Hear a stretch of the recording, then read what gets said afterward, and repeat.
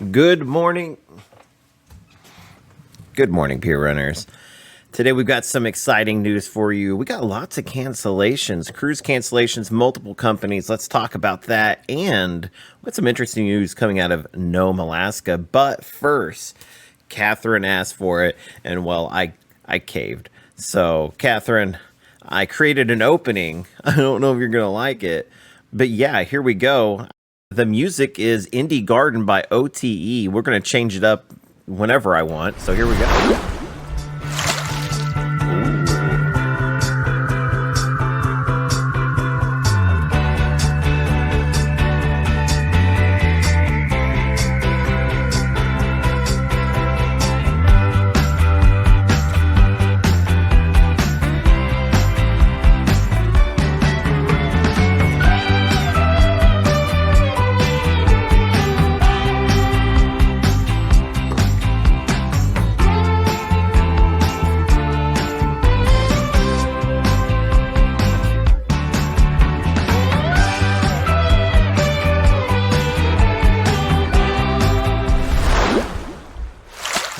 Thank you, Indie Garden, for that. That was a nice opening from a really good indie group there. Today we are drinking Grand Cafe Garibaldi. This is never heard of it before. It's good coffee though. So just like yesterday with Happy Belly, this one, all right, I'm gonna say this is better. Not like a ton better, but this is coffee I really like. This is going to get an 8.2. I said yesterday we weren't going to go above 8 very often, and here I am. But there we go. So we got some interesting news out of Nome, Alaska, a place rarely visited by cruise passengers, but they're expected to build this 600 million plus facility to bring in the cruise ships and cargo ships to help the industry there. This is big news for Nome because, you know, anytime a cruise industry can come in, that means more dollars in your community because you're going to be offloading thousands of passengers. And so I think this is kind of cool. Now, this change is in the future, so we're talking end of the decade here, but that's pretty cool news that like at some point we could be going to Nome, Alaska. That's one of the, okay, if you don't know, that was like the United States' first like really deep seawater port. And so to expand this way, it's going to be kind of interesting and really cool how they do it. So that's really going to support their local economy. It's going to be a really cool deal. And I mean, I think I've never thought I was going to visit Nome, but you know, here we are. Might be jumping on a cruise in 2030, and there you might be there, man. It's going to be really cool. So I'm going on my first Alaskan cruise this next year with my family. It's going to be interesting because they've done an Alaskan cruise before, but I never have. And my favorite thing to do is go up on Serenity, lay out on deck, get some sun, get some rays.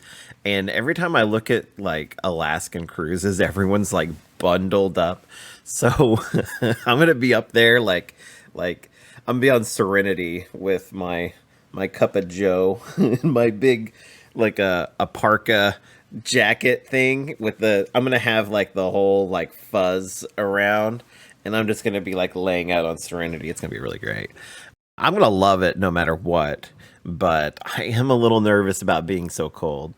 So the other day we covered Valdez, Alaska, and how the Norwegian Spirit had canceled a lot of its bookings there. And so I think like 11 in total now. And so city officials were kind of wondering what's going on. What did they do? This is going to kind of, it doesn't devastate their economy, but it also isn't great for their economy. Now, Norwegian has come out and said that they're doing some redeployments, and so that's probably what's going on here. They've canceled most of the 2024 and 2025 sailings of the Spirit, and that's why so many of these cancellation in port there. So maybe they're going to have a replacement or maybe not. We don't know yet. But the Spirit is one of the oldest ships in the Norwegian fleet. So it's going to be interesting. It was built in 1999. So it'd be interesting to see if they're doing a redeployment or if maybe they're doing kind of a refit or maybe they're done with the Spirit at this point. We'll keep an eye on this situation. It is interesting. They, Luckily, this is for 2024 and 2025. They're not saying, next week. Sorry, guys. No, that's you got plenty of times. Change your plans, get your money back, and maybe even get something out of it. They did say that impacted customers are going to receive several compensations, including full refunds, discounts on rebookings on different cruises, and that kind of stuff.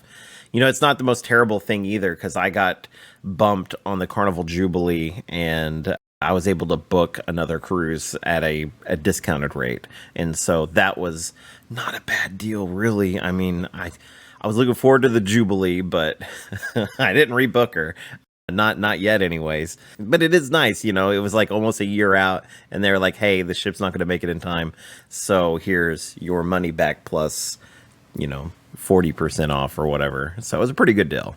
Now, in a similar vein, Celebrity Cruises cancels just about a month of sailings for the Celebrity Apex. So the Celebrity Apex is going into dry dock for 1 month, and so they've got to basically reaccommodate people here or there. They sent out an email saying these sailings must unfortunately be redeployed to accommodate an earlier dry dock schedule. Due to this change in dock availability, we must cancel bookings and reaccommodate guests to alternate sailings. So that's interesting. It's also, way in the future. So luckily they've kind of let people know and they're kind of getting them rescheduled on other ships. So at least they're doing that, right? Now I want to talk about something interesting because I was actually on the Carnival Celebration not too long ago. And I wanted to bring up just kind of an odd, it's not really cruise news, but it is interesting to me. Carnival is now on the Starlink internet, the Elon Musk internet thing. And I didn't know how, you're in the middle of the Gulf. How is this, all going to work? And it works fantastic. So I just wanted y'all to know, if you're used to the cruise internet that is just like slow and janky at times, but like really okay at other times, but like not at other. It is fantastic, like all the time. It was so reliable.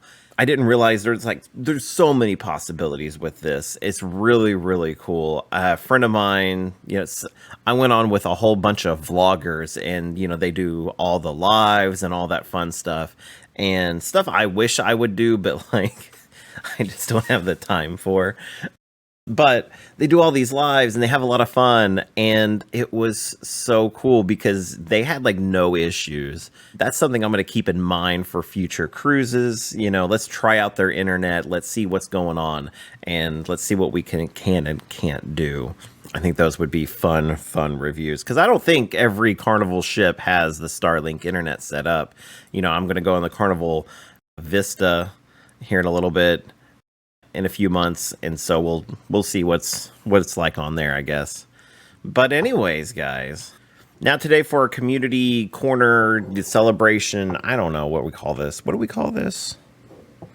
Community spotlight. I don't know. So now for our community spotlight segment. And now for our community spotlight segment. Oh my goodness. We're going to be talking about Embarkation Nation. Now, this is a family that they make cruising content that I absolutely love. They love the things I love, so we could be friends. They go to Las Vegas and they go to cruising, and like those are my favorite things. So yeah, absolutely great people. They seem like so much fun. They make really good content, actually. Room tours. They show like every day of their cruise. They've got hilarious shorts, and they make them in a way like I can't ever make like shorts that are like. They could put video in video. I don't know how it works. And they got like this one with, I saw it the other day. It was John Cena breaking through. And I was like, how did they do that? Because I'm going to steal it. On YouTube, they're doing everything right. They're doing live streams. They're doing shorts. They're just having a good time. They seem like a blast, and so I just wanted to spotlight them today. And with that, everybody, we're pulling in the port, bringing another episode of Morning Brews and Cruise News to a close. And as we part ways, remember to carry the spirit of adventure with you in your coffee cup and in your heart. Stay curious, stay caffeinated, and most importantly, stay cruising until we sail again. Smooth sailing to you all, pure runners.